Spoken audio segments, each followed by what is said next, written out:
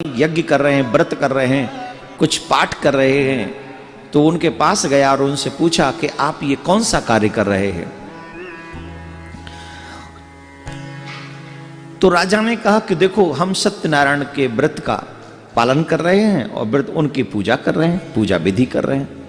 बोले इसको करने से क्या होता है?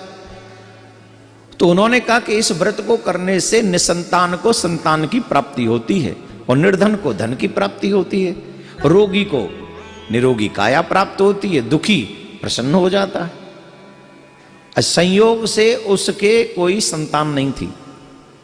यहां पर भी कुछ लोग ऐसे बैठे हैं जिनके संतान नहीं है। आज भी उन्होंने मुझसे आके चर्चा की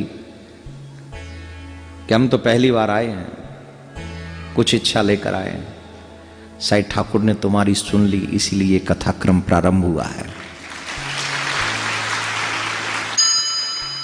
इसीलिए तुम्हारे लिए शायद ये कथाक्रम प्रारंभ हुआ है।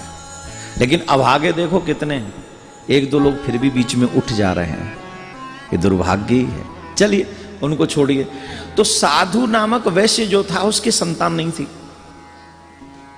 उसके मन ही मन ये संकल्प हुआ कि अगर मेरे घर में संतान होगी तो मैं भी सत्यनारायण की व्रत की कथा कराऊंगा और व्रत रखूंगा। ये संकल्प उसने किया।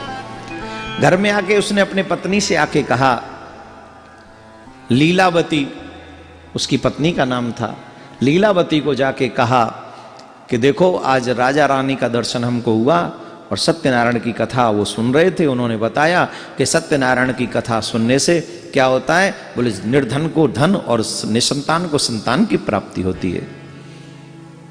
बोले तो स्वामी हमें भी करना चाहिए, हमारे भी तो कोई संतान नहीं।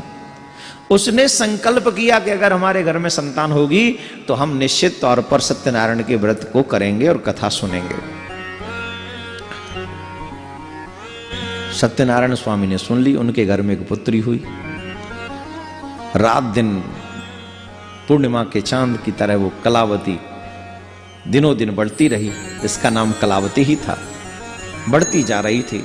एक दिन पत्नी ने अपने पति को बुलाया कि देखो अब तो व्रत कर लो, सत्यनारायण की कथा अब तो सुन लो। तुमने कहा था भगवान बेटी हो जाएगी तो हम जो है कथा करवाएंगे और व्रत करेंगे, तो अब तो हमारी बेटी भी हो गई, अब जरा कृपा करो व्रत कर लो।